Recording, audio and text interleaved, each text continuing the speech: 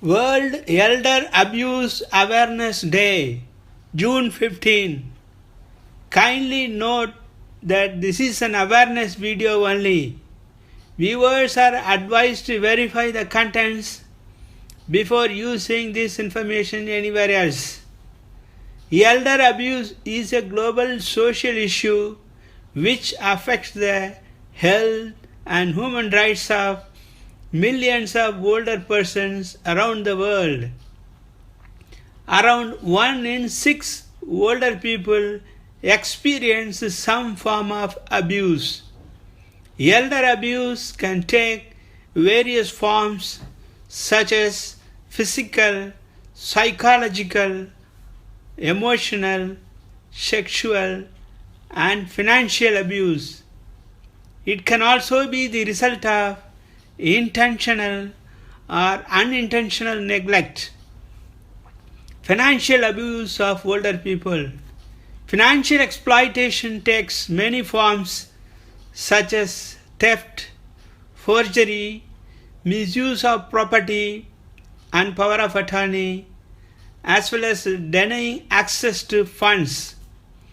Risk factors for falling victim to financial exploitation range from social isolation and cognitive impairment to emotional or physical dependence on the perpetrator, financial dependence of the abuser on the older person, certain living arrangements, poverty, widowhood, and lack of support networks, in addition to ageism and other types of prejudice, discriminatory inheritance systems, as well as weak police and criminal justice systems.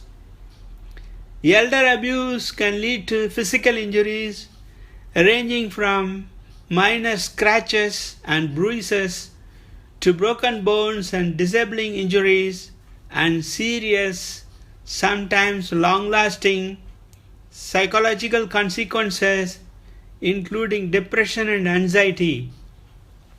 For older people, the consequences of abuse can be especially serious and convalescence longer. Even relatively minor injuries can cause serious and permanent damage or even death. Signs and symptoms of elder abuse can include injuries such as bruises, cuts, or broken bones, malnourishment or weight loss, poor hygiene, symptoms of anxiety, depression, or confusion, unexplained transactions or loss of money, withdrawal from family members or friends. Family members are the most common perpetrators of financial exploitation of older adults, followed by friends, neighbors, and home care aides. Health consequences. The health consequences of elder abuse are serious. Elder abuse can destroy an elderly person's quality of life in the forms of declining functional abilities, increased dependency, sense of helplessness and stress, worsening psychological decline, premature mortality and morbidity, depression and dementia, malnutrition, bed sores, death. The risk of death for elder abuse victims are 3 times higher than for non-victims. Within paid care environments, abuse can occur for a variety of reasons such as lack of knowledge, lack of training, lack of support, or insufficient resourcing. How can the government help reduce elder abuse? Those who give most direct care to the elderly should be well trained. The elderly themselves should be educated in self-care. Practitioners and students in the human care professions, example, medicine, nursing, social welfare, etc., should be trained in principles and skills in the relevant areas of gerontology, geriatrics, psychogeriatrics, and geriatric nursing. Social welfare services can be instruments of national policy and should have as their goal the maximizing of the social functioning of the aging.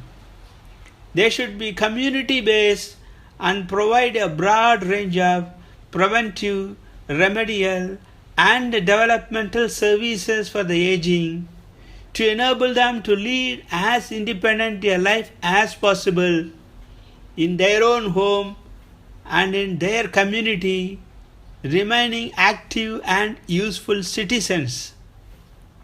Doctors, nurses, and other medical personnel can play a vital role in assisting elder abuse victims.